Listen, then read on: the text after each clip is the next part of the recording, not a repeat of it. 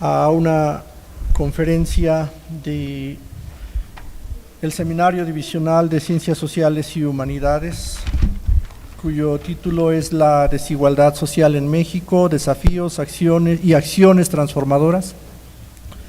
En esta ocasión doy y tengo el gusto de darle la bienvenida al doctor José Alfredo Nateras Domínguez, quien el día de hoy vamos a disfrutar de su conferencia del porqué de la precariedad y las juventudes. Y esto de disfrutar tiene su razón. El doctor Alfredo Nateras lo conozco desde hace ya un tiempo y conozco su inquietud, no solamente su inquietud, sino su activación y parte operativa en lo que él se propone, los compromisos que lleva a cabo, tanto en la parte académica como en otros escenarios. Creo que esta es una parte que no se conoce mucho, pero sí él ha emprendido cosas inclusive fuera de ciencias sociales. Recuerdo que hace años él tenía un trabajo con las abejas y se preocupaba de repente por alguno u otro tema, y quiero ponerlo simplemente como un referente porque cuando empezamos a hablar de las juventudes, ahí sí tendríamos que ser más amplios en el recorrido que él ha hecho. Bien, él es profesor investigador de tiempo completo en la Universidad Autónoma Metropolitana, es miembro del Comité de Posgrado en Psicología Social, también es profesor de la planta docente. Él es miembro del Sistema Nacional de Investigadores, él tiene el nivel 2, ha tenido una serie de reconocimientos en torno a este gran trabajo sobre las juventudes. Ha dirigido tesis, ha ganado concursos a nivel nacional, ha promovido libros, no solamente de él de manera colectiva, sino también de sus propios alumnos que han ganado también distinciones. Ha tenido medalla al mérito en sus estudios, en la maestría en antropología social. Él también es maestro en ciencias antropológicas y doctor en ciencias antropológicas. Publicaciones, tiene muchas publicaciones, pero aquí lo que quiero decir es que en los últimos años ha tenido una labor académica de investigación que se expresa en la editorial de tal manera que a mí me ha sorprendido, que hemos tenido que darle salida desde el Departamento de Sociología, desde Antropología y desde el Comité Comité Editorial de Ciencias Sociales y Humanidades. Y justamente él es uno de nuestros profesores que ha tenido la sensibilidad con las juventudes. Él es un referente en un nivel internacional. Si pensáramos en las caras que dan los profesores en el exterior del país por parte de la UAM, él tiene mucho reconocimiento en un nivel internacional.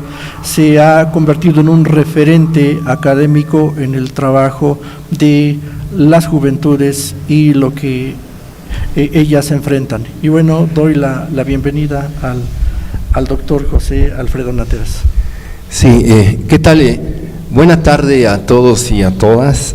Les agradezco que estén aquí, máxime con este calor que es fuerte, y también agradezco la invitación que en su momento me hicieron la directora de la División de Ciencias Sociales y Humanidades, la doctora Juana Juárez.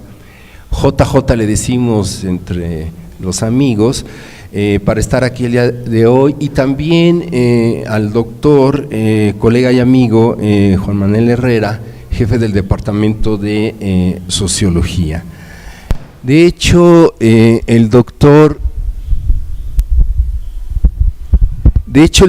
cuando me encontraba en los pasillos fue el que por ahí me empezó a sugerir el hecho de abrir un espacio a partir del cual poder problematizar acerca de las juventudes.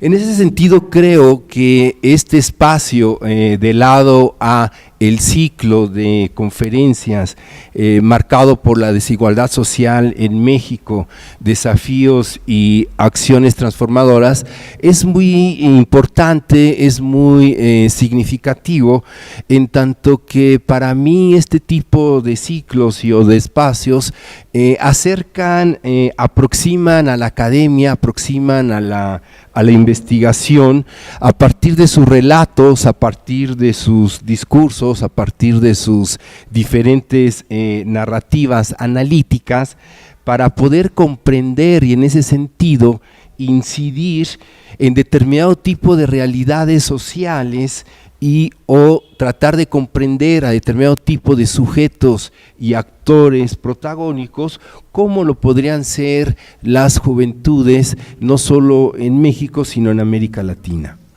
En ese sentido, a la pregunta del porqué de la precariedad de las juventudes, lo que voy a hacer es rápidamente una suerte de mapeo de cómo yo miro, a partir de la evidencia empírica que tenemos, la condición juvenil hoy en México, y que también por su amplitud podríamos referirla en América Latina, a partir justamente de esta condición o de esta situación que tiene que ver con la precariedad, no solo en el ámbito material, fáctico, sino también una precariedad en lo que tiene que ver con lo simbólico.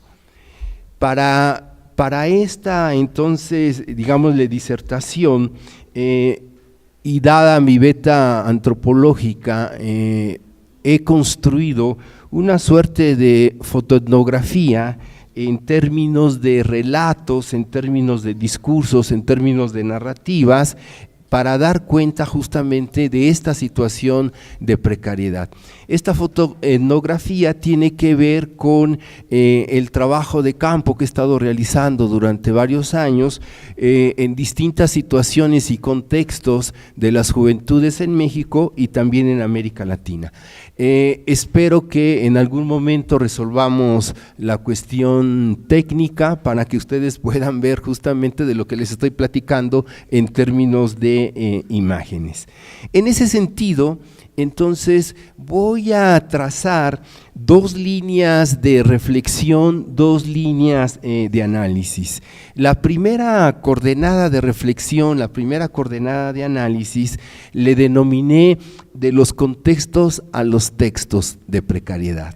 Y la segunda línea es justamente marcar o situar dónde están esas coordenadas que nos permiten el análisis de la comprensión de las juventudes en su cualidad de precariedad. Entonces, dicho lo anterior, me arranco con la primera línea, me arranco con la primera reflexión, que tiene que ver de los contextos a los textos.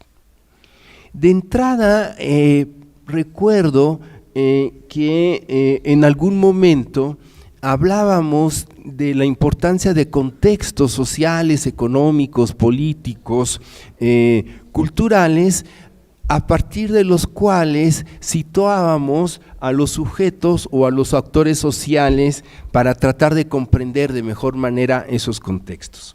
En algún momento esos contextos se volvieron deterministas, es decir, un determinismo psicológico que a partir de ciertas, digámosle, mirada de esa psicología individual, trataba de comprender algunos comportamientos en el ámbito de lo social.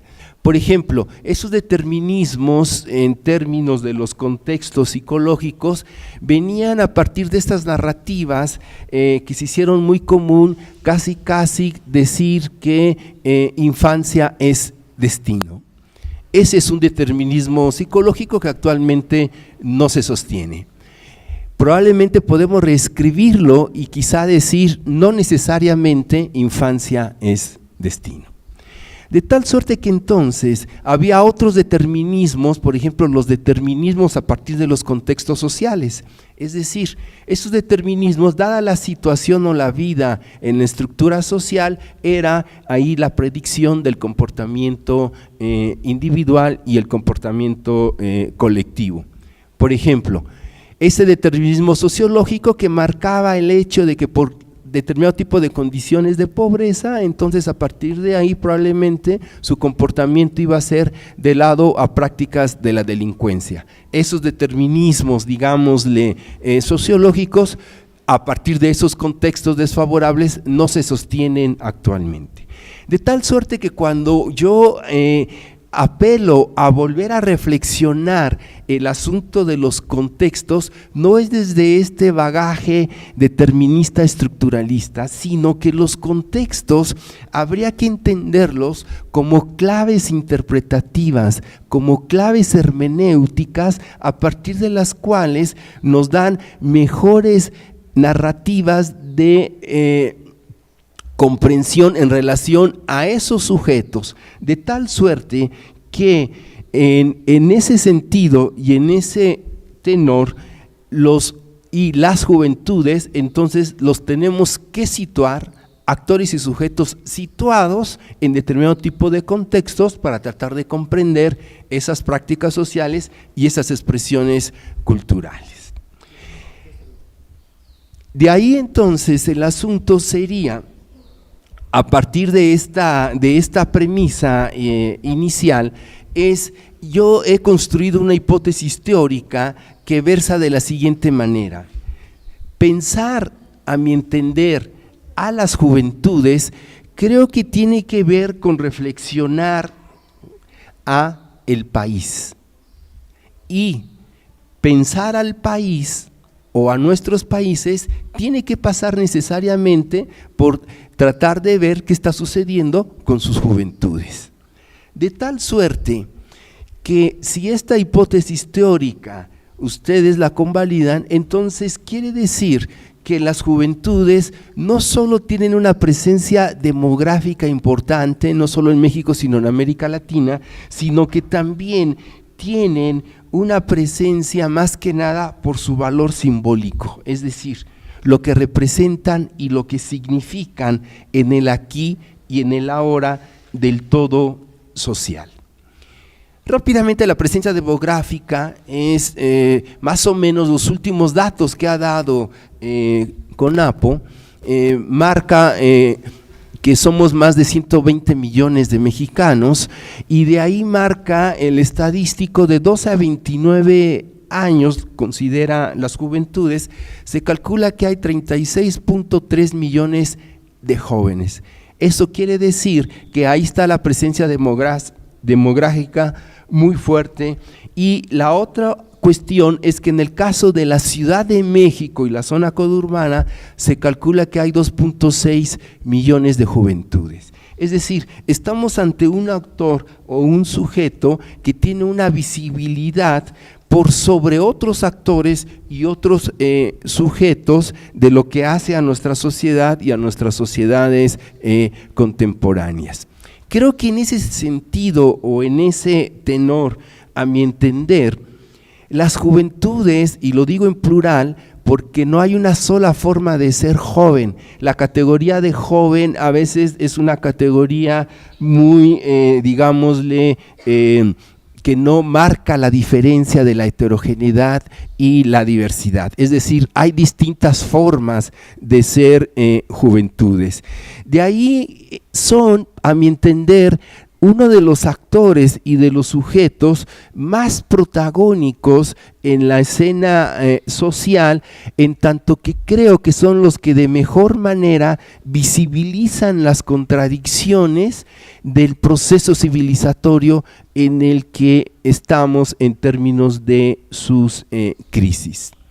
De ahí entonces una de las preguntas que nos podríamos hacer o que ustedes me podrían hacer sería la siguiente: de acuerdo, entonces, ¿cuáles son esos contextos más significativos a partir de los cuales están produciendo una tesitura o un matiz de la condición de ser de las juventudes en México y en América Latina. Creo que en ese sentido, y retomando la idea de lo que hace a la construcción, aquí recupero mucho los trabajos teóricos, metodológicos de la doctora Maritza Urteaga, una colega, amiga, antropóloga, que ella marca a partir de las juventudes a la pregunta en relación a esos contextos y también cómo se construye la condición social de lo juvenil. A partir de varias categorías, dice Maritza Urteaga, en esta diversidad y heterogeneidad a partir de sujetos situados en determinado tipo de contextos. Uno de ellos es la categoría de género, es decir, en un gran tiempo se consideraba que hablar de los jóvenes o de las juventudes pareciera ser que como si todos fueran hombres. Y en esa narrativa o en esa inclusiva dispositivos metodológicos se invisibilizaba a las mujeres en su condición de jóvenes. De tal suerte que entonces el género es una de las categorías fundamentales y claves a partir de las cuales se construye la diferencia en términos de las juventudes. Evidentemente para muchos no es lo mismo ser joven hombre que ser joven mujer en determinado tipo de situaciones y de acciones. Por ejemplo, en términos del empleo o en términos de la equidad o en términos de la violencia. La otra categoría importante y clave que tiene que ver y que últimamente ha sido como muy olvidada por nosotros por la dificultad en términos de su trabajo teórico metodológico es la categoría de la clase social.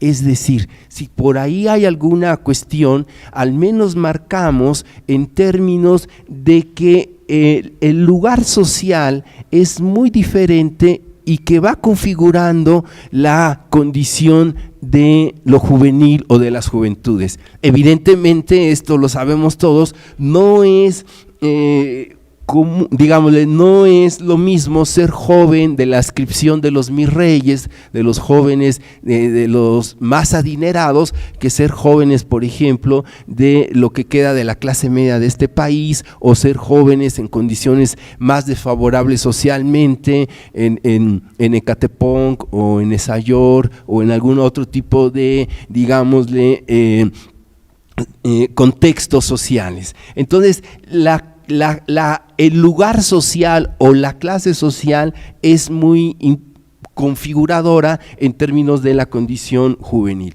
Lo otro como categoría importante de las juventudes en términos de su heterogeneidad es la etnia o la raza.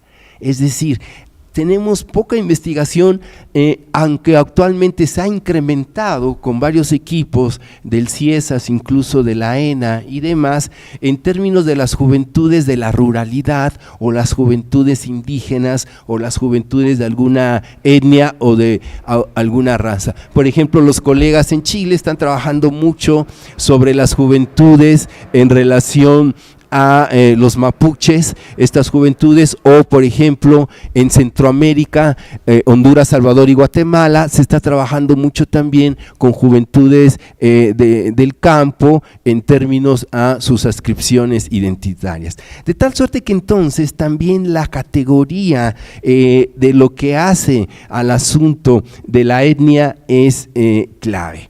Y a partir de ahí entonces lo vamos ligando en términos de que estas categorías van construyendo la condición de lo juvenil, situadas estos sujetos y actores en relación a los contextos.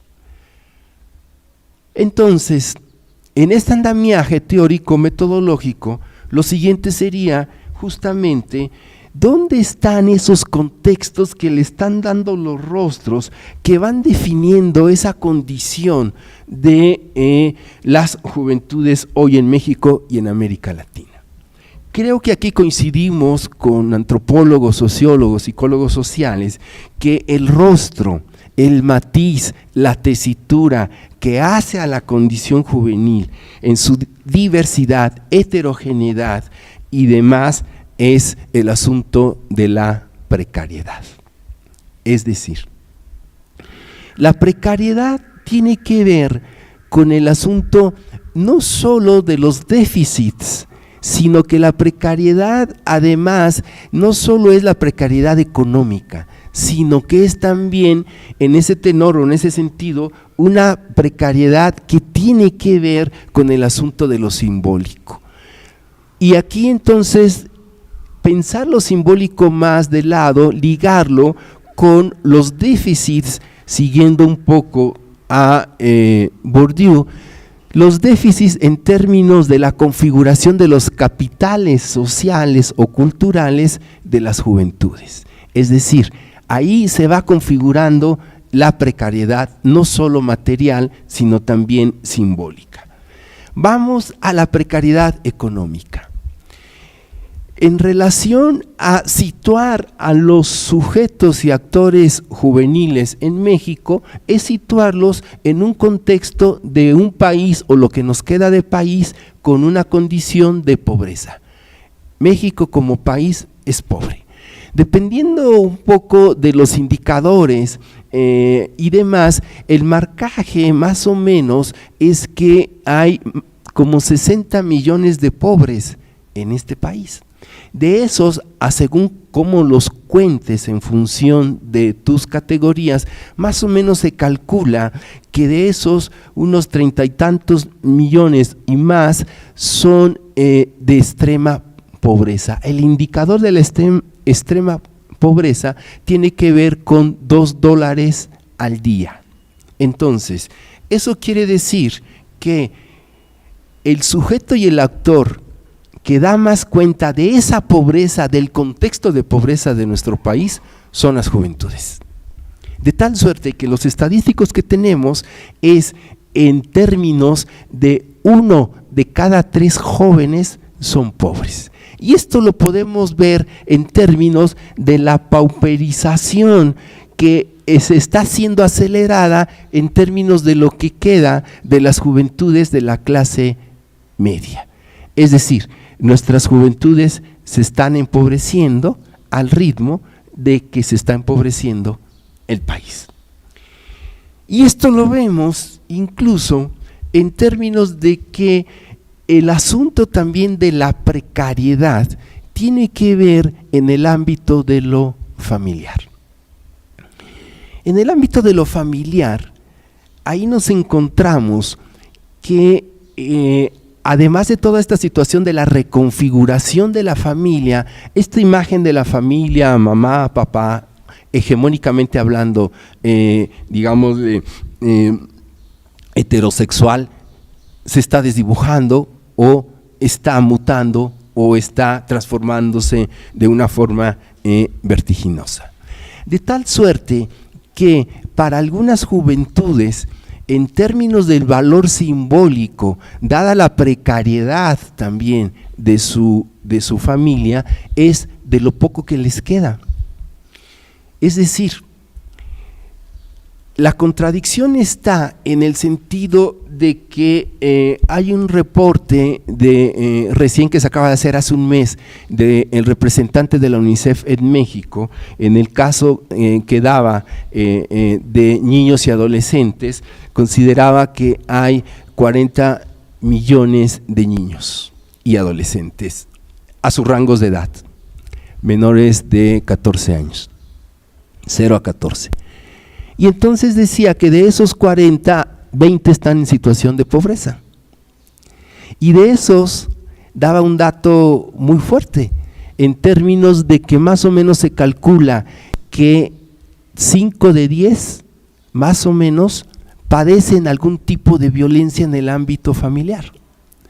3 de 10 la observan. De tal suerte que, siguiendo a los teóricos de la psicología social, desde las teorías más de la cognición, del aprendizaje, ellos hipotetizan que la violencia en términos sociales no es algo que se hereda o que se trae en los genes, sino que se aprende.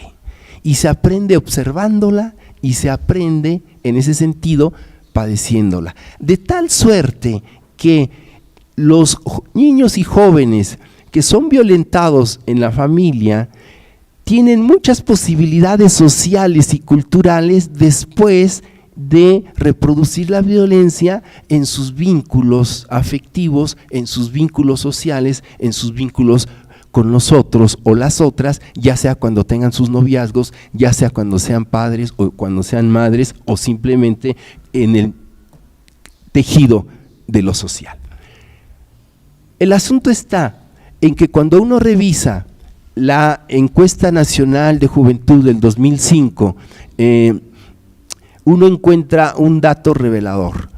Cuando uno le pregunta a las juventudes cuál es la instancia a la cual ustedes en las situaciones más complicadas recurrirían, y contestan: la familia.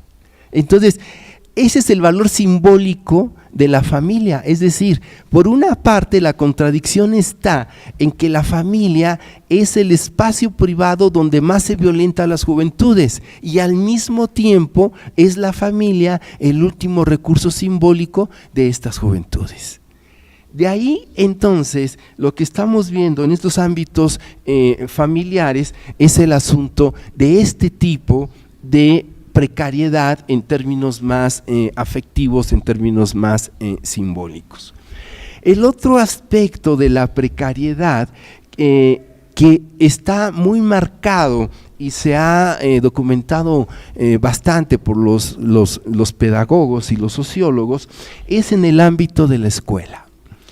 En el ámbito de la escuela lo que estamos encontrando es que hay una diversidad de quiebres de sentido dependiendo del lugar social en que se ubican algunas juventudes, tanto hombres como mujeres. Es decir, hay una narrativa muy institucional que marca que para una gran parte de las juventudes la escuela ya no tiene sentido, no crea significado.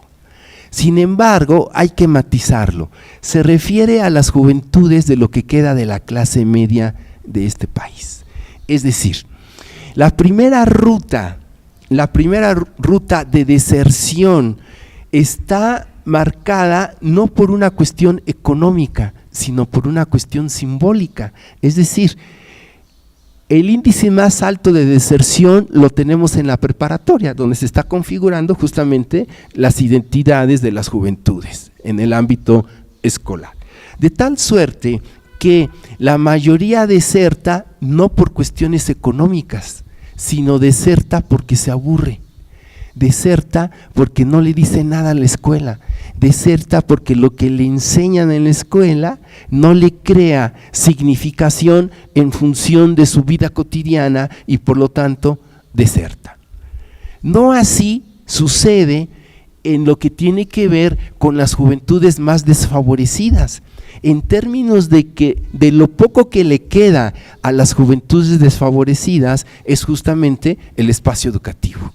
Porque en el espacio educativo no solo se va a aprender la matemática, la física, la sociología, la antropología, la economía, sino que en el espacio educativo, en términos de la configuración de las identidades, es un espacio privilegiado para encontrarse con las otras juventudes similares y parecidas a uno. Entonces, en ese tenor, crea mucho sentido para estas juventudes porque se reencuentran con el otro o la otra, y al mismo tiempo estas juventudes les crea sentido en términos de que probablemente son juventudes que van por primera vez en la historia familiar a acceder a la licenciatura o acceder a la acreditación, a diferencia de su generación anterior que son con sus padres que probablemente no alcanzaron a terminar ni la licenciatura, ni la preparatoria, o probablemente llegaron hasta la secundaria o la primaria,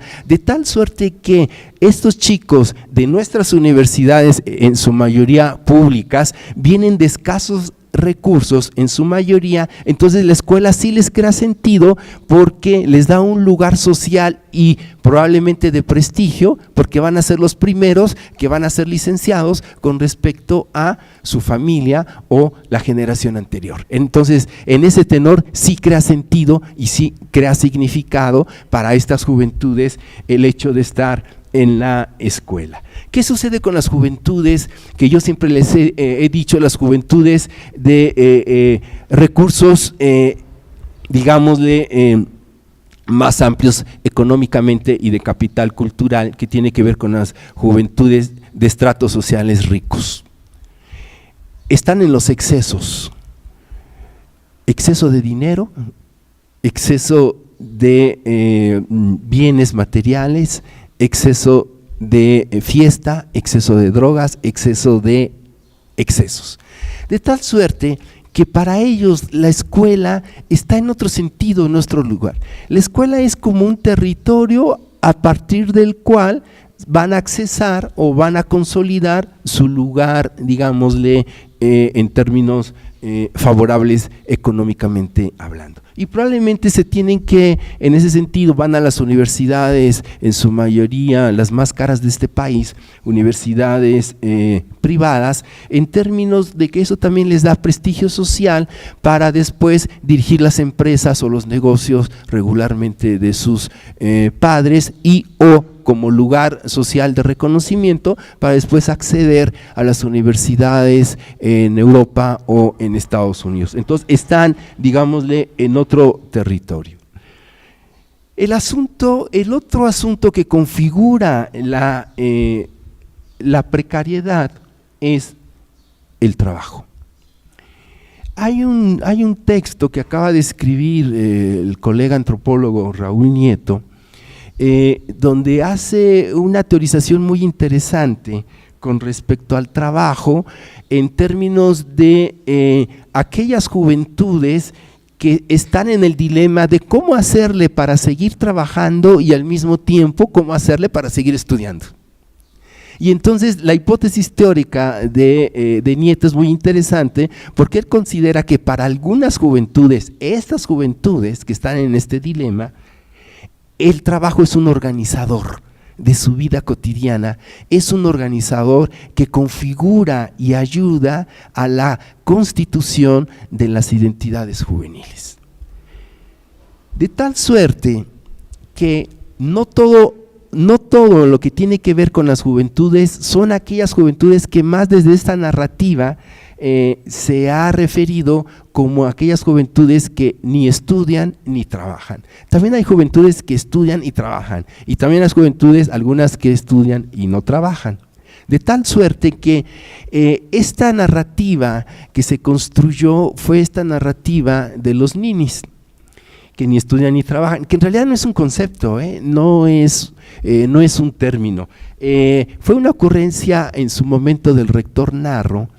Sus asesores le acercaron las últimas encuestas de juventud y ahí entonces encontraron una tipología en términos de jóvenes que no estudian y jóvenes que no trabajan, jóvenes que sí estudian y que sí trabajan, jóvenes que estudian y no trabajan, una tipología. Y entonces, en ese sentido, el doctor Narro lo colocó mediáticamente porque estaba negociando los presupuestos para la UNAM en términos en el ámbito de el Congreso, y de tal suerte que entonces él lo coloca mediáticamente y el doctor Narro fue el que empezó a hablar de los ninis, que los que ni estudian ni trabajan, que realmente, insisto, no es un concepto, no es un término, es una ocurrencia política para los presupuestos en su momento.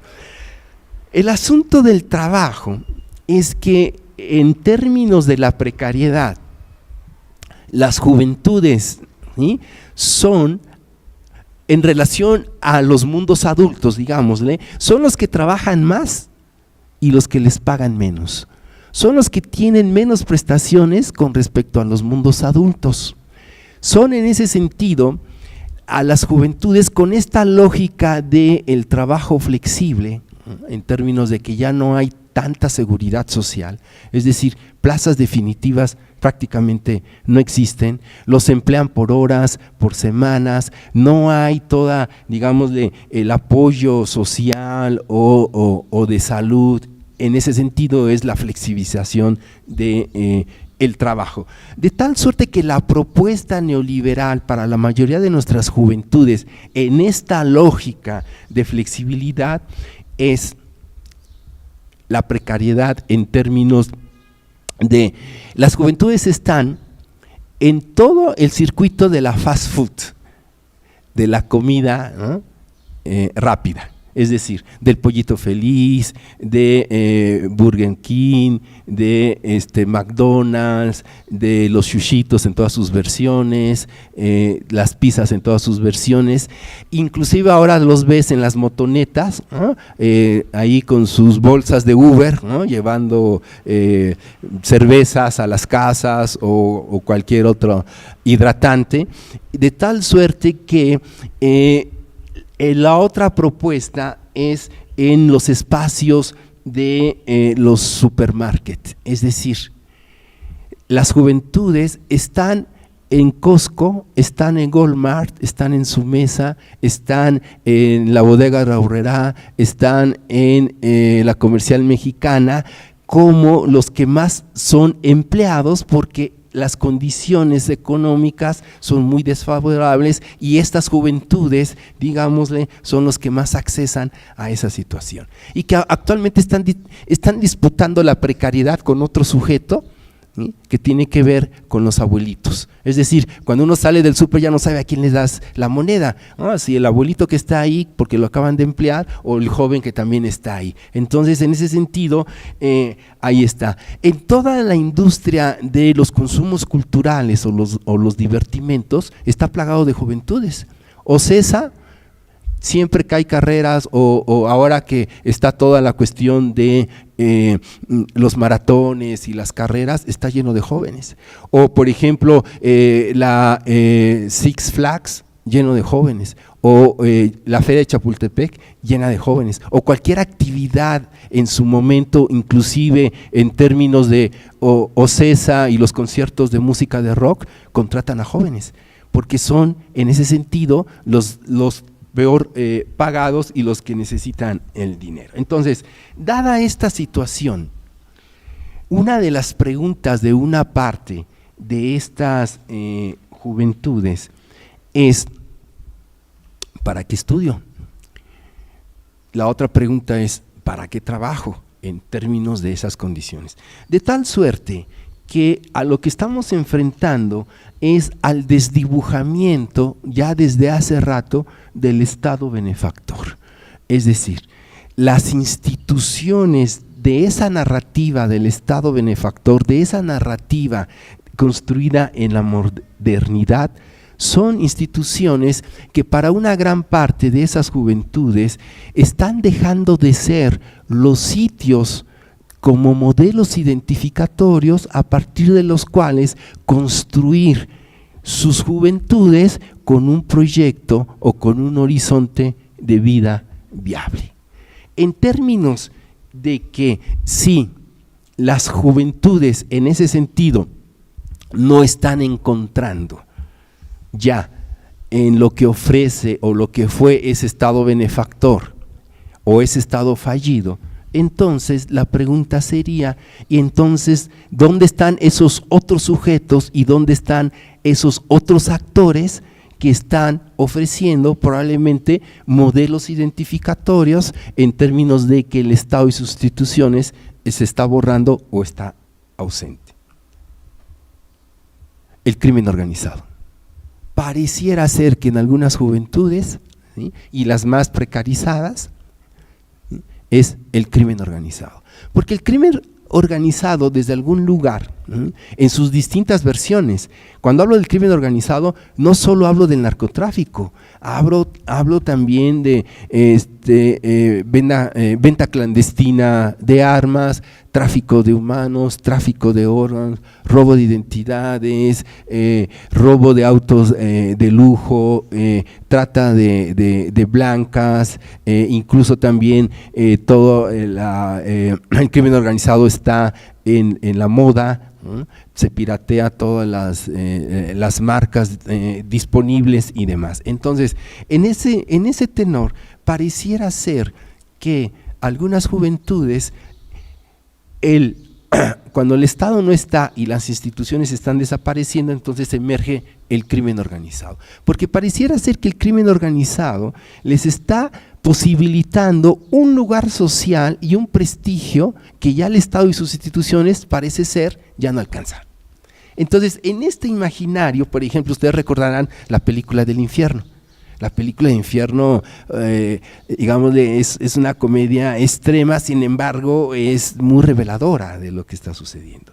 De tal suerte que estas narrativas nos las hemos encontrado en el trabajo de campo, en términos de más vale morir joven y rico que morir viejo, pobre y académico. Entonces, en ese tenor o en ese sentido, ¿sí?, ahí están para algunos los modelos identificatorios. En alguna vez trabajando, ¿no?, en los barrios en el norte del país, me preguntaban: oiga doctor, ¿y cuánto gana usted? Y yo pues les decía, ¿no?, con todo y SNI, y entonces ellos muy respetuosamente no se rieron, ¿no?, en función de que daban cuenta que ellos tenían recursos de mayor ingreso que los que probablemente algunos profesores tienen. Esto lleva al asunto de la otra coordenada importantísima que tiene que ver y que también le da el asunto del rostro y la tesitura, las violencias. Les comentaba, regularmente las narrativas o los discursos teóricos han marcado que la juventud es casi como una esencia, en el sentido de que ser joven es sinónimo de ser violento simplemente por la condición de ser joven. Lo que hemos encontrado es que hay que invertir el eje de análisis. Actualmente las juventudes padecen más la violencia que la ejercen. El eje ya se invirtió. Por ejemplo, en el caso que conozco centroamericano profundamente, en Salvador, Honduras y Guatemala, donde está un sujeto, un actor muy llamativo que tiene que ver con la Mara Salvatrucha, la pandilla del barrio 18, la Mara Mao, la Mara Máquina, los Vatos Locos, los Latin Kings. Ellos, según los documentos inclusive de las propias policías nacionales en cada uno de los países, ellos tienen la responsabilidad entre el 12 y el 15% de la violencia. El 12 y 15%. La pregunta de investigación es: ¿y el 85% restante quién? La respuesta, siguiendo a Tilly, son los profesionales de la violencia. Crimen organizado, paramilitares, cuerpos de seguridad, cuerpos de élite, caiviles, que son los más temibles, Fuerzas Armadas en los Estados Unidos, mercenarios y escuadrones de limpieza social. Ellos hacen el 85%.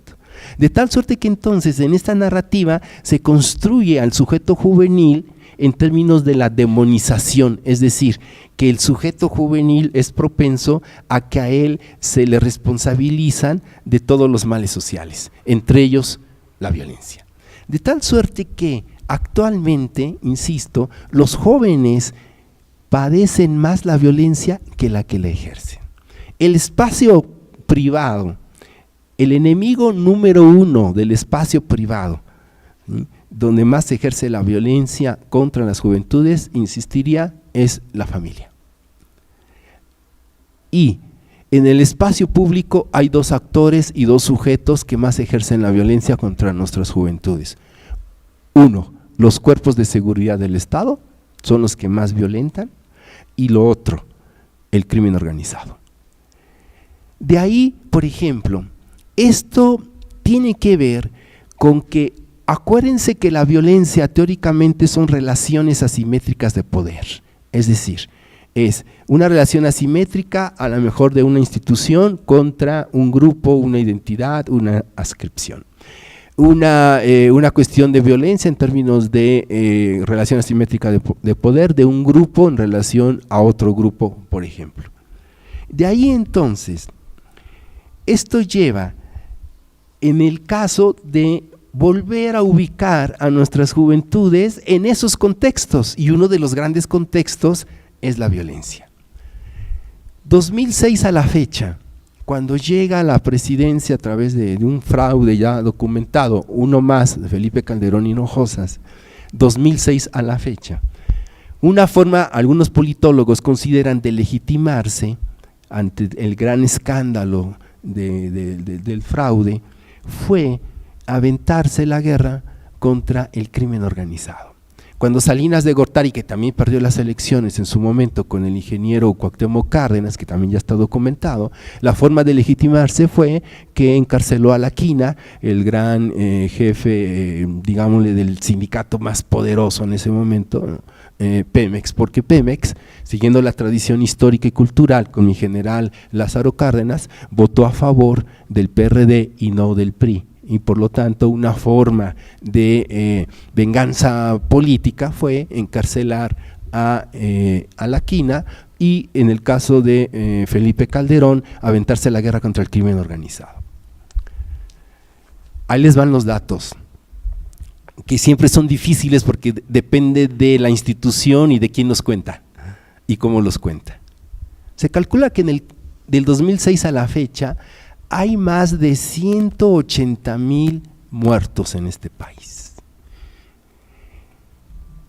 Somos el segundo país más violento, ¿sí?, más violento del mundo, sin estar en una situación de conflagración como lo está, por ejemplo, Afganistán o como lo está Siria.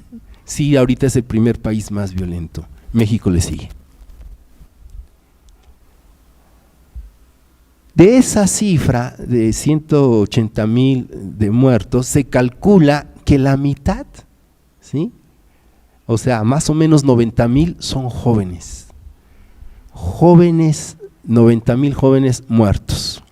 Jóvenes tanto militares, jóvenes que están trabajando en el narco y jóvenes civiles. De eso se calcula, de esos 90 se calcula que más o menos 40 y algo, 45,000, 43,000 son jóvenes matándose entre sí. Porque esa es otra cuestión, las juventudes padecen la violencia, pero al mismo tiempo también la ejercen y la padecen al mismo tiempo. De tal suerte que entonces, ¿sí?, la violencia tiene un rostro, tiene en ese sentido una situación. Y ese rostro y esa situación es la situación juvenil.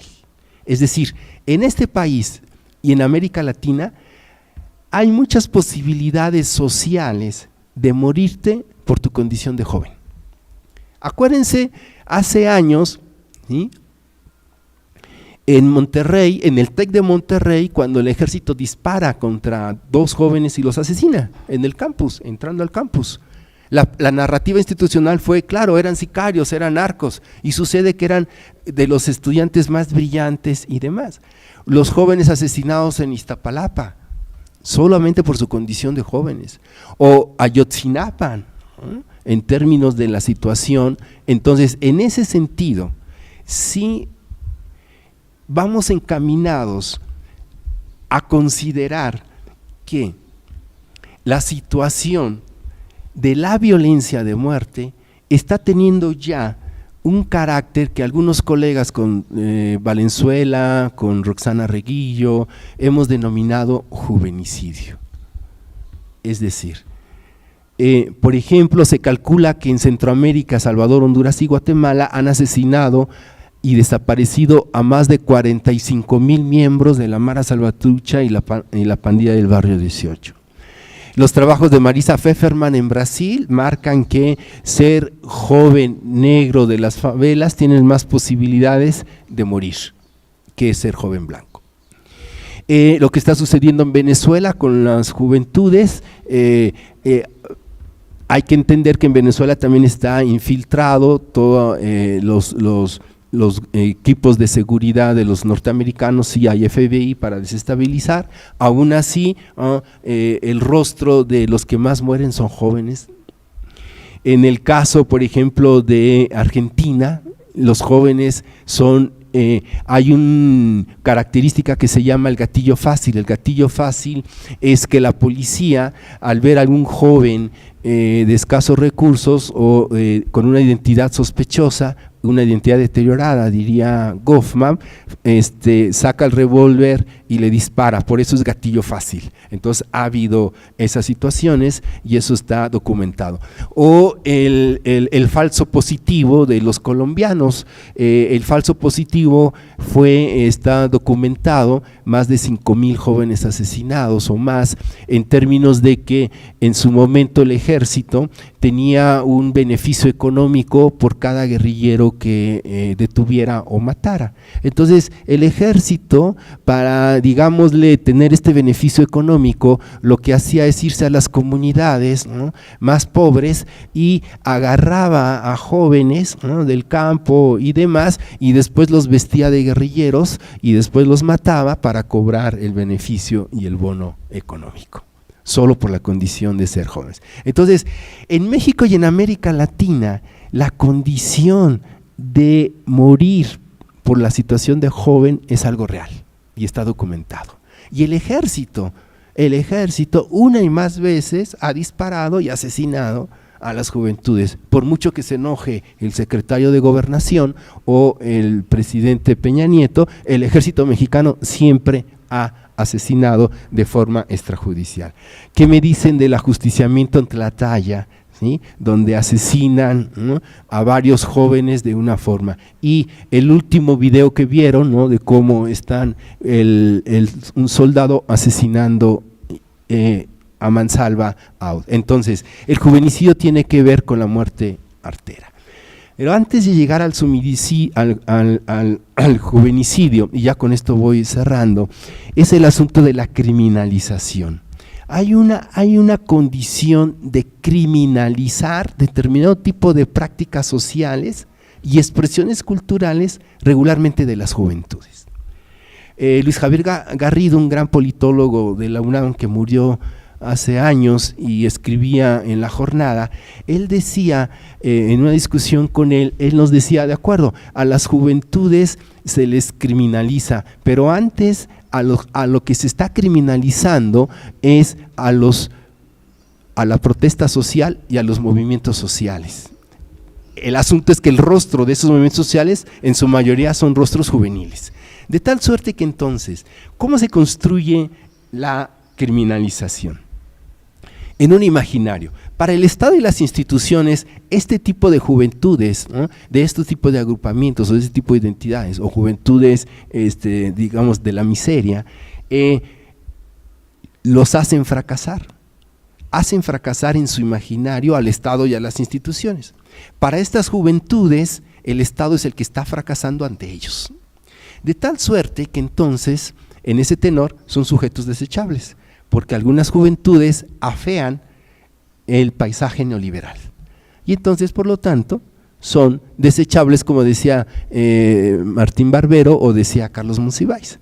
Es decir, son los residuales, son los que se pueden, en ese sentido, desechar y matar. Así. De tal suerte que entonces hay más posibilidades sociales y culturales si es un joven, tanto hombre como mujer, si es moreno o prieto o afrodescendiente, para no decirle negro, porque ahora ya sensiblemente no se puede decir negro, teóricamente ya no es como discriminatorio. Entonces la negritud, digamos, ¿no? Pero si eres moreno, si eres de algún medio morocho, dicen los argentinos, ¿no? Si además lo cruzas con que el hábitat en el que estás es en Nezahualcóyotl, Ecatepec,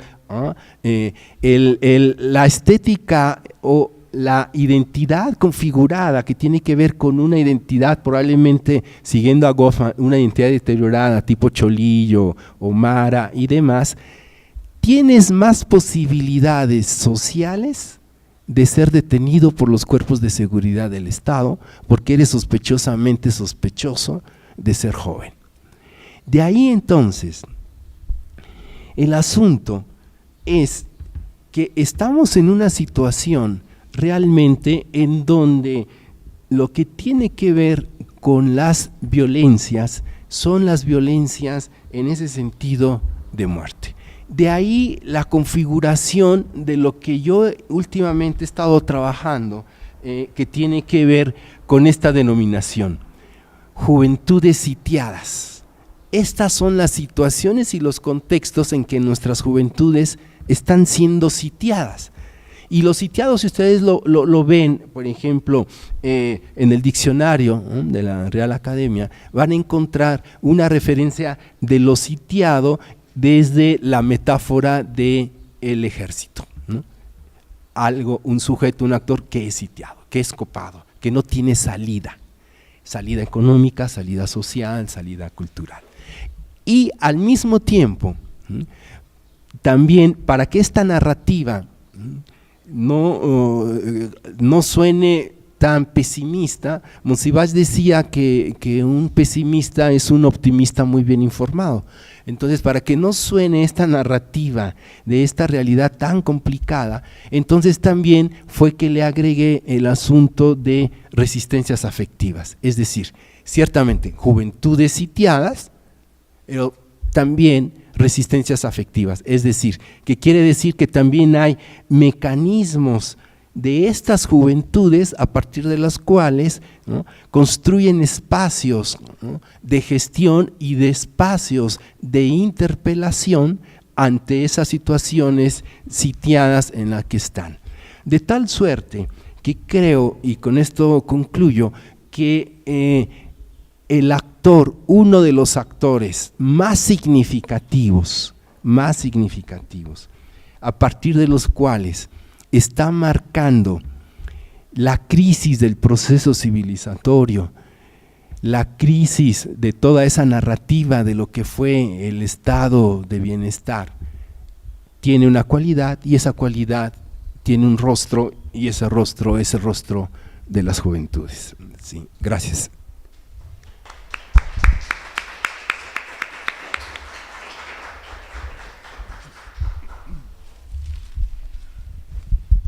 Muchas gracias al doctor Alfredo Nateras por su brillante exposición en esta narrativa de nuestra realidad social, que no es solamente una visión, sino que es un mundo estremecedor en el cual vivimos.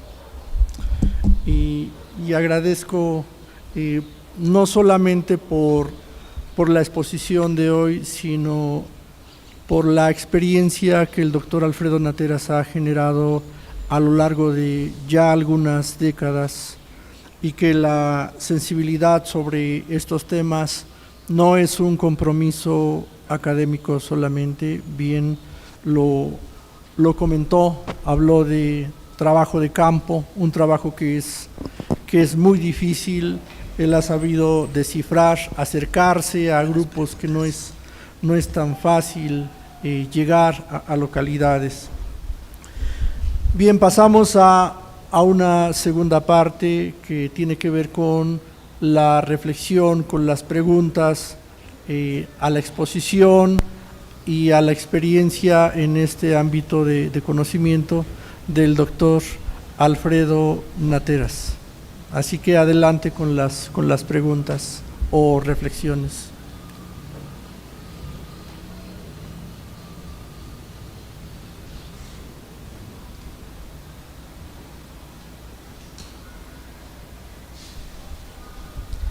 Sí, hablo muy fuerte. Bueno, respecto a lo que he estado leyendo sobre las juventudes, me interesó una parte en la que se ha hecho la historia de los jóvenes en México. Ya desde el siglo XIX se conocía, bueno, es más, ni siquiera existía el término juventud, juventudes, jóvenes. De niños se pasaba a adultos, ¿no? Después se comenzó este oleaje donde ya se consideraban a los jóvenes, los que estudiaban de clase alta, después se tomó en cuenta la clase joven trabajadora, la clase joven rural, y pareciera ser, bueno, ya comienza a hablarse de jóvenes, de juventudes, pero yo en mi experiencia que he estado trabajando con menores infractores, escuchas sus historias de vida y te das cuenta que nuevamente pareciera ser que de niños pasan a adultos, ¿no? O sea, de niños a los 15 años ya empiezan a tener hijos, se casan, viven en se juntan, ¿no? Y dejan de lado el estudio. Dice el autor Pallardini que existen jóvenes sin juventud. Entonces estamos viendo que sí existen estos jóvenes que no tienen juventud, o sí, es cierto que hay muchos contextos y es cierto que hay otras formas de ser jóvenes, pero también existirá jóvenes sin juventud, o lo que antes se llamaban como niños adultos o pequeños adultos.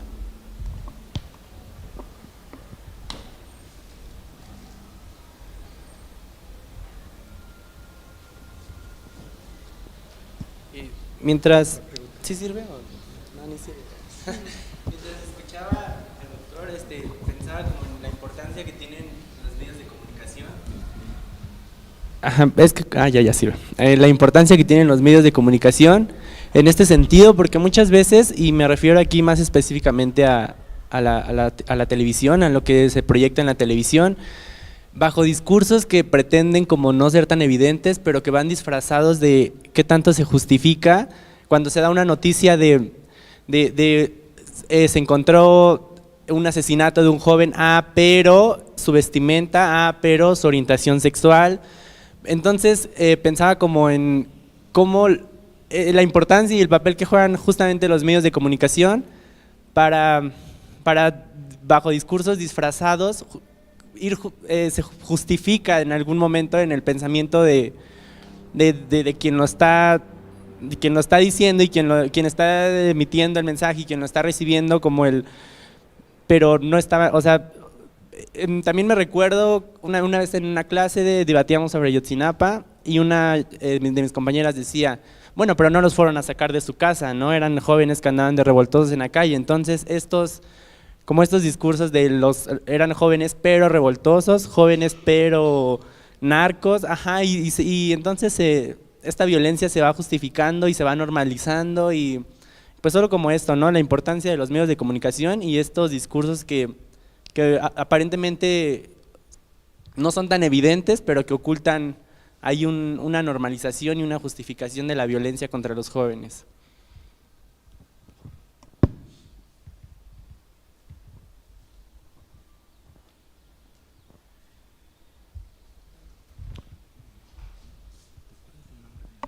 Bueno, ante todo una felicitación al doctor Alfredo Nateras por su excelente exposición, y bueno, yo no quisiera comentar que gracias por darnos muchos de los rostros de nuestra juventud y de las juventudes en Latinoamérica y en el mundo, ¿no?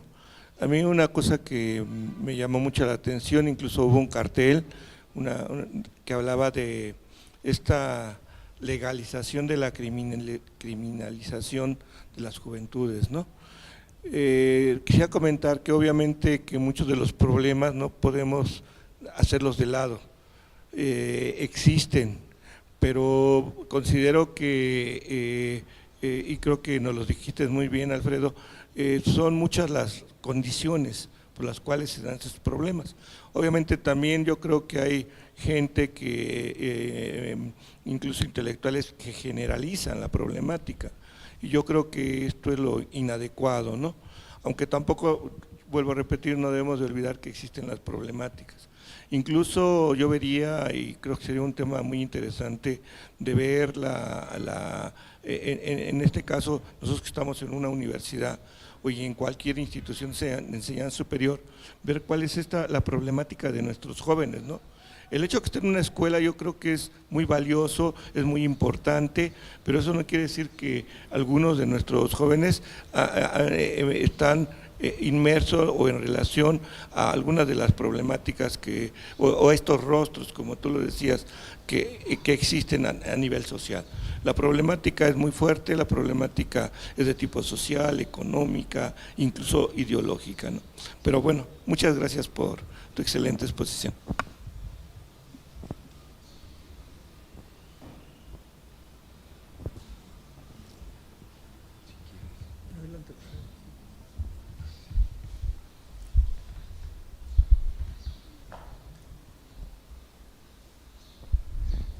Sí, empiezo de atrás hacia adelante. Es cierto, la escuela como espacio, ¿no?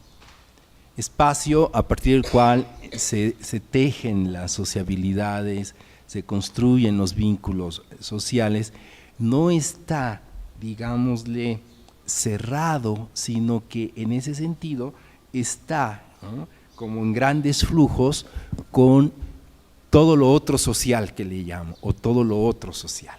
De tal suerte que ciertamente, es cierto, hay una parte del discurso y de la narrativa desde la academia que es también, como lo referías, un discurso y una narrativa conservadora. También la construcción de conocimiento y de saber en algunas disciplinas tiene el marcaje del conservadurismo. Entonces, en ese sentido, también hay alguna academia que refuerza, digamos, determinado tipo de concepción probablemente de criminalización de las juventudes. La problemática de nuestras juventudes aquí en la universidad pasa por las problemáticas de la condición juvenil como tal y las problemáticas del país. Es decir, el marcaje, un gran marcaje es en términos de las violencias. Las violencias atraviesan también el espacio educativo. Hay un libro de colegas, creo que es de la UAM Azcapotzalco o UAM Xochimilco, que habla justamente cómo se dan las violencias al interior de nuestra universidad. Y desde el sujeto y el actor juvenil. Y la otra cuestión, una gran problemática que yo veo que atraviesa la condición de nuestros jóvenes del lado de la condición juvenil como tal, pues son las grandes dificultades con sus familias. Cuando ya estamos en asesoría y demás, siempre aparece el asunto de tensiones y conflictos con la familia. Y lo otro, en términos de la precariedad, en términos de nuestros estudiantes, se están depauperizando cada vez más, que también lo vemos en los estudiantes de aquí de la universidad. Apenas alcanzan para traer para sus pasajes o comprarse un sándwich acá y demás. Entonces, en ese sentido, aparece y atraviesa la condición de la pobreza en términos de contexto, pero se ve en nuestras juventudes aquí, en esa situación. No les alcanza para comprar los libros en las ferias, y aún con todo y descuentos, aunque cumplen todas las condiciones de ser estudiantes pobres, no les alcanza, ¿no?, para comprar los libros. Lo otro es en relación, sí, digámosle, lo colocaría más de las famosas TIC, ¿no?, de las tecnologías de la información y de la comunicación. Es cierto, ¿no? Ahí lo interesante es que el llamado, o uno de los llamados a mi entender, de la academia que interviene a través de la investigación es construir conocimiento y saber de determinado tipo de realidades. Entonces, ese conocimiento y saber, a mi entender, debe de tener cierta solidez teórica solvencia etnográfica para construir un discurso y un relato desde la academia que se pueda contraponer al discurso hegemónico del decir de los medios cuando se dice acerca de determinado tipo de prácticas sociales o expresiones culturales de las juventudes. Entonces, ese para mí es el mecanismo para empezar a desmontar desde la academia ese discurso hegemónico muy del lado, digámosle, desde la lógica gramsciana. Entonces, otro discurso que es subalterno a ese discurso hegemónico, cuando se dice, por ejemplo, de las violencias de las juventudes, ¿no?, por la estética, la facha, entonces el discurso académico tiene que construir otro discurso, ¿sí?, que se contrapone para decirlo con otro sentido y otro significado cuando se habla de las violencias de las juventudes. Esa narrativa también es una narrativa, digámosle, que la vemos en el caso de la estudiante de la UNAM, ¿no?, que acaba de ser violentada, digámosle. Pues era asidua consumidora de marihuana, tenía una estética, y entonces a partir de ahí se construyó una narrativa. Miren, claro, por andar con quien andaba, miren lo que le pasó, miren lo que le sucedió. Entonces desde ahí, esta narrativa mediática también es una narrativa que criminaliza por determinado tipo de estética, por determinado tipo de prácticas sociales o de determinado tipo de expresiones. Y eso aparece una y más veces. Y lo otro, en términos de lo que preguntabas, en el sentido, creo que actualmente con la evidencia empírica que tenemos, por ejemplo, existe una narrativa más, incluso desde la antropología, que sostenía que, dadas las situaciones de la ruralidad, o las situaciones del indigenismo en términos de la vivencia de ser niño y de ser joven, entonces no había la vivencia de la juventud, por tenía que trabajar rápido, ¿no?, de niño a hacerse adulto. Por ejemplo, los trabajos de Maritza Urtiaga han desmontado esa narrativa. Sí hay algo del indigenismo, sí hay algo de los niños indígenas que también configuran, ¿no?, a través, por ejemplo, de todo lo que fue la escuela, ¿no?, rural o la telesecundaria, fueron los espacios a partir de los cuales algunos niños y adolescentes, ¿sí?, configuraron la vivencia de la juventud. El proceso migratorio es otro marcaje que reconfigura el asunto en términos de niños que no solo ya se migra por cuestiones de violencia en el caso de nuestro país o económicas, se está migrando, los niños en el campo están migrando, y también niñas, por la vivencia y la experiencia de migrar en términos de configuración identitaria, ¿sí? Entonces no se quedan en ese tránsito. Y lo otro, digámosle ahí, apelo a la heterogeneidad, lo cual no niego que dada, yo creo que en términos teóricos y metodológicos, algo, digámosle, que nos está aclarando justamente este tipo de situaciones es que podemos decir el asunto de las trayectorias. Estamos trabajando con trayectorias de vida, de tal suerte que algunos niños sí no tienen la vivencia de la experiencia con respecto a la juventud, pero a otros niños en las mismas condiciones y en las mismas circunstancias sí la tienen. ¿Cuál es la diferencia? La trayectoria de vida, en términos de que hay momentos en donde, digámosle, hay algo del sujeto social que toma decisiones en los mismos contextos que otro sujeto y lo diferencian, y ahí está el marcaje de la trayectoria. Las investigaciones, por ejemplo, de trayectorias de vida de la doctora Elizabeth García, en donde en situaciones de pobreza está viendo cuáles son las trayectorias y los momentos de inflexión social que hace que algunas mujeres jóvenes se embaracen y otras no, en las mismas condiciones. Y entonces, aquí lo interesante que diría es que la juventud no solo es heterogénea y diversa, sino que al interior de la configuración de alguna ascripción identitaria también hay una forma diferente de ser. Es decir, grafitero puede ser de distintas formas culturalmente grafitero. ¿Sí? O por ejemplo, de la escena punk puede ser, ¿no?, happy punk, puede ser punk rock, puede ser de una gran configuración. Entonces, creo que por ahí va el asunto, ¿no? Hay distintas formas de ser al interior de la ascripción, al interior de la vivencia.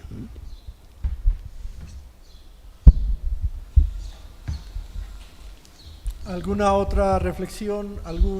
¿Alguna otra pregunta? Por favor. Buenas tardes a todos. Hablaba, doctor, de que los jóvenes son principalmente víctimas del Estado y del crimen organizado, pero esto ya es en una etapa posterior. Yo pienso que antes de que estos jóvenes sean víctimas del Estado y del crimen organizado, son víctimas de primero sociales o de sus familias o de la escuela incluso. Entonces, estamos inmersos en una cultura de la violencia y del abuso del poder, donde siempre se va a victimizar al más débil, al más vulnerable. Y en una cuestión, esa es una conducta que se ha reproducido y se ha heredado culturalmente, ¿no?, en términos de Bourdieu.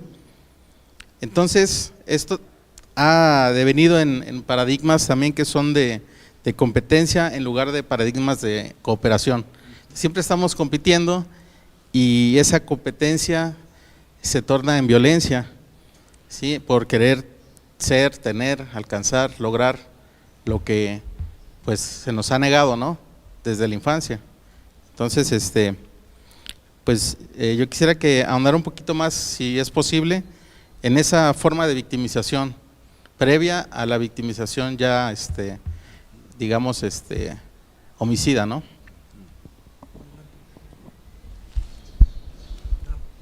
Una más, por favor, Florencio, por favor. Hola, buenas tardes.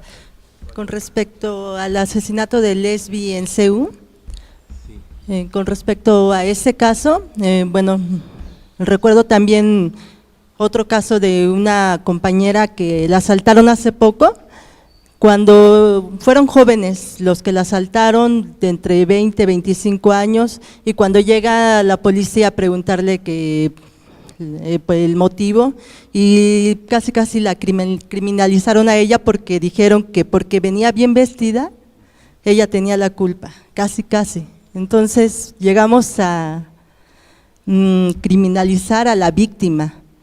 Recuerdo también el caso comparado con la India de esta chica por ir al cine, que saliendo del cine la violaron, casi la asesinan. Entonces estamos llegando casi a ese punto, en nuestro país llegamos a ese punto de que por cualquier cosa, por ser mujer, por andar a altas horas de la noche, pueden asesinarnos, pueden violentarnos. Entonces me gustaría que nos platicara acerca de eso.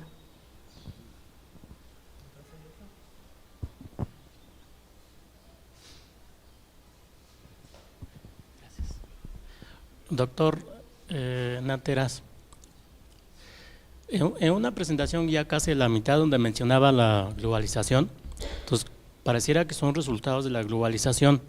Entonces, hay unos términos que se manejan ahí, mucho, en una economía emergente como la nuestra o toda América Latina, que no es compatible con los modelos que se han implementado desde el exterior, ¿no? Yo simplemente veo dos términos fundamentalmente, que es la equidad y la eficiencia. Estos términos normalmente no se llevan, pero sin embargo, si vemos todos los decretos, todos los artículos que el gobierno o las dependencias gubernamentales manejan, pues hace mucha referencia. Y cuando estos términos se conjuntan, pues a lo mejor son estos resultados que tenemos, por la misma multiculturalidad que tenemos en el país. Mucho se habla de la reforma educativa, pero que no se toma en cuenta desde las raíces. Cuando se toman en cuenta es cuando ya están los resultados, como vemos esto, ¿no? ¿Cómo podemos solucionar esto? Y se toman como que alternativas que no tienen nada que ver, pero que realmente vienen desde fondo con esto. A lo mejor no hay forma, porque al hablar de globalización, pues si nosotros eliminamos esa parte y decimos que a lo mejor es eso, y nos llevan a otros asuntos, a otros problemas. ¿Qué podemos hacer estos entonces? Porque pareciera que cuando se habla de globalización y tecnología de la información, los que tienen más, los que conocen más, los que tienen más acceso, como que abren más brecha con respecto a al grupo vulnerable, en este caso a lo mejor zonas rurales o grupos indígenas, que se hace mucho énfasis cuando se habla de esta parte. Entonces, no sé, como que hay contradicciones ahí. Cuando se dan este tipo de conferencias, nos dicen, es que la globalización es algo bueno para nosotros. Yo digo que para las personas que tienen acceso a estas tecnologías y sobre todo que tienen un poquito más o están en los deciles más altos de los ingresos, más no para los grupos vulnerables, porque es ahí donde están los más afectados. En la educación obligatoria nos muestran que los peores o los que están peores son los deciles 1 y 2 y que no tienen acceso a los servicios básicos que debieran de ser, y por ende cuando se habla de globalización pues se va más allá, se abre más la brecha.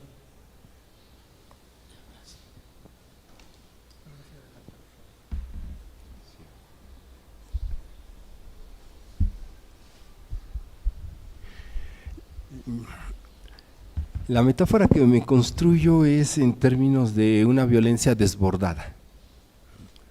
Y si, digamos, seguimos esta metáfora, ahí la pregunta sería, por una parte es, ¿cómo fue que se llegó a desbordar la violencia en lo que hace a el país?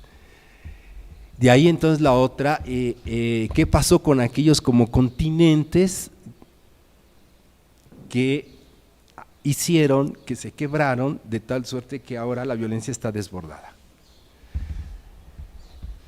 Por ejemplo, creo que ahí, en términos más antropológicos, se explica lo que tiene que ver con el crimen organizado, es que ya se quebraron los códigos del ejercicio de la violencia.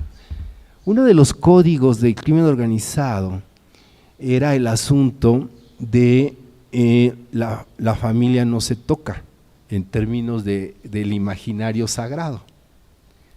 Actualmente una de las vías, ¿no?, para construir temor y miedo es justamente, ¿no?, aniquilar a la familia. El otro asunto que se quebró en términos como de articulador, ¿no?, para que no se desbordara la violencia, fue el asunto en el ámbito de lo social, es decir, a la población civil se le respetaba, ahora no. ¿Recuerdan en una celebración hace muchos años el festejo de fiestas patrias en Morelia, Michoacán? Donde llega un comando, ¿no?, saca unas granadas y en mero festejo avienta las granadas a la población civil. Eso no lo habíamos visto, porque había una regla que la población civil no se tocaba. Ahora deliberadamente la población es vulnerable. Es decir, estos a mi entender son algunos, digamos, de sucesos que marcan que se quebró aquello que desde algún lugar contenía o regulaba la violencia. En el entendido de que la violencia social, bueno, toda la violencia social es consustancial a las relaciones intersubjetivas. O sea, todo el tiempo nos hemos violentado. El asunto es, por ejemplo, como dicen los antropólogos, en las sociedades simples o en las sociedades tribales, la la violencia se regula a través de, por ejemplo, de personajes, ¿no?, emblemáticos, en los trabajos de Evan Pritchard, por ejemplo, ¿no?, en los Noirs, donde él habla que hay una figura, el piel de leopardo, cuando una tribalidad, ¿no?, comete un asesinato contra otra tribalidad, entonces este personaje media el conflicto y hace pagar no sé cuántas vacas a la otra tribu para resarcir, en ese sentido, culturalmente, y que la violencia no se desborde. Entonces, en el caso de la modernidad eso se quebró. Y el otro asunto es en términos de, yo hablaría de sujetos y objetos de la violencia más que de víctimas y victimarios. A mí me acomoda más esa terminología, porque la otra es más jurídica, inclusive más también en términos de, más psicológica quizás, ¿no? De tal suerte que en términos de sujetos y objetos, ahí la pregunta es eso, o sea, ¿cómo se construye el asunto de ser sujeto y objeto de violencia en este caso? Es decir, a ver, el narcotráfico, por la evidencia empírica que tenemos, cuando va a reclutar a niños, ¿no?, en las comunidades y demás, va a los ranchos y todo, o adolescentes que se niegan, ahí mismo son ejecutados. Sin embargo, hay otros niños o jóvenes que no necesitan ser reclutados, que simplemente se acercan porque configuran o construyen un imaginario en términos de que consideran que el espacio de ser narco, ser halcón o ser burrero o lo que fuera, ¿sí?, les da un lugar social. Entonces, en ese sentido, yo creo que esa es la complejidad, porque puedes encontrar distintas situaciones. Ahora, por ejemplo, aquellos jóvenes que desde algún lugar desertan o, digámosle, se descentran o se alejan de las actividades del narco, más aquellos, por ejemplo, que a su vez son usuarios de drogas, que van a las casas, estos ahí mismo son ejecutados, llegan los comandos, ¿no?, y los ejecutan. O toda la cuestión de toda la evidencia que tenemos de la violencia contra los migrantes, justamente, ¿no?, el asesinato de tantos jóvenes y demás. Entonces, yo creo que ahí yo incorporaría una categoría que tiene que ver con el asunto de la masculinidad. Es decir, esa violencia de desmembramiento de los cuerpos, ¿no?, esa violencia ya no se trata solo de matar al otro, se trata de borrar cualquier huella identitaria del otro. Entonces, en ese sentido es como, por ejemplo, es como una suerte de limpieza identitaria, que es la limpieza social, es decir, que no quede ningún rastro. Esto se ve en los escuadrones de limpieza en Centroamérica, es decir, cuando matan a un mara no solo lo matan, sino le trituran el cuerpo para que no haya ningún vestigio, ningún indicio identitario es como un borramiento. La masculinidad tiene que ver, porque un poco, siguiendo los trabajos de Bourdieu, el asunto tiene que ver con mucho de la forma en que se está matando, casi yo diría, dime cómo matas y te diré a qué agrupamiento perteneces. ¿Sí? Ustedes recordarán que empezamos a ver formas de matar que antes no se veían en el caso mexicano. Pues sucede que, y no solo a partir de los Zetas, sino sucede que uno de los grupos, ¿no?, los profesionales de la violencia más sofisticados, diría Tilly, son los caiviles. Los caiviles son aquellas fuerzas centroamericanas entrenadas en las escuelas de las Américas en Estados Unidos, son las bestias más terribles. Ellos están trabajando para los carteles mexicanos desde hace años. Y ahí fue la cuestión de que empezaron a descuartizar los cuerpos, desmembrar los cuerpos. Pero el destazamiento del cuerpo o ese tipo de violencia es un mensaje en términos de construir el miedo al otro, en términos de temerariedad, en términos de la masculinidad se construye a partir de esa violencia, es en términos de lo arrojado que somos, los cabrones que somos, los temerarios que somos, y le sacamos el corazón, las tripas y lo descuartizamos porque somos cabrones. Y entonces los otros en esos códigos, ¿no? Igual, por ejemplo, una situación de venganza se cobra, porque tiene que ver con el prestigio social que muchos de estos grupos, ¿no? También. Entonces la venganza se cobra. Y entonces si le sacaron el corazón, pues le sacamos el corazón y después las tripas y después los testículos y después los desmembramos y así sucesivamente. Entonces, en el caso del Ponchis Ponchis, un morrito de 10 años, ¿no? Y uno de los mejores expertos asesinos a los 10 años.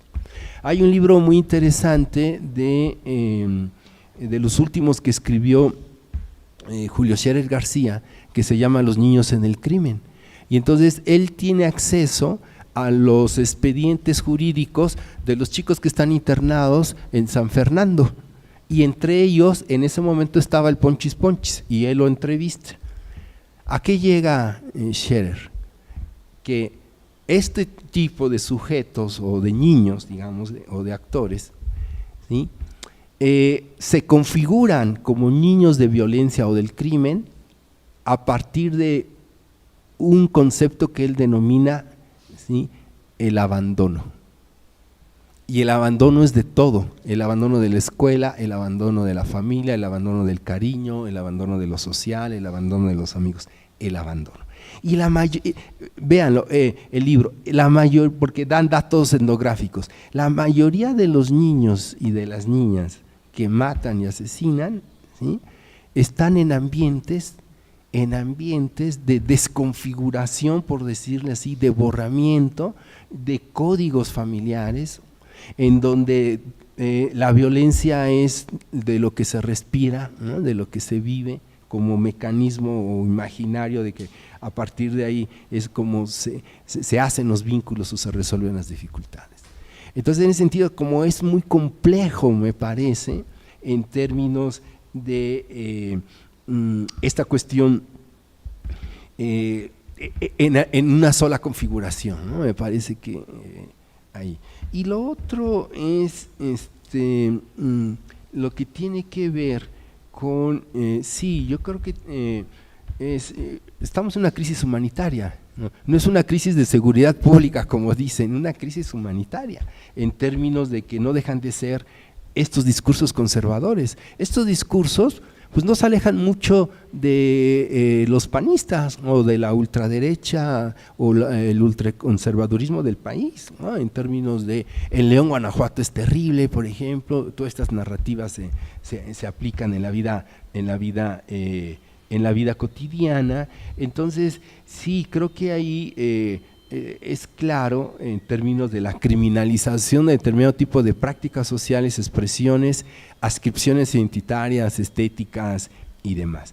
Y lo otro de lo que preguntabas, yo creo que ahí los trabajos de Néstor García Canclini en relación a los consumos culturales, en relación a desiguales, desconectados y descentrados, da las pistas de lo que hablabas en relación a la modernidad y la globalización.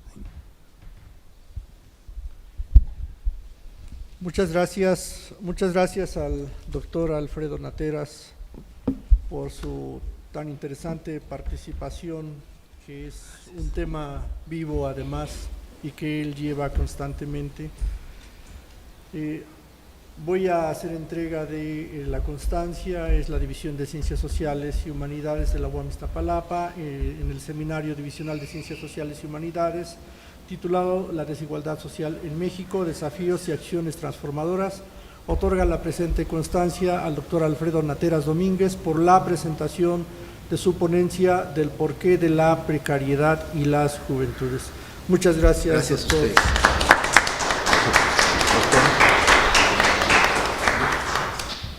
Muchas gracias por su asistencia Sí. también. Su asistencia y sus preguntas y bueno, varias cuestiones que estuve trabajando vienen aquí en estos libros.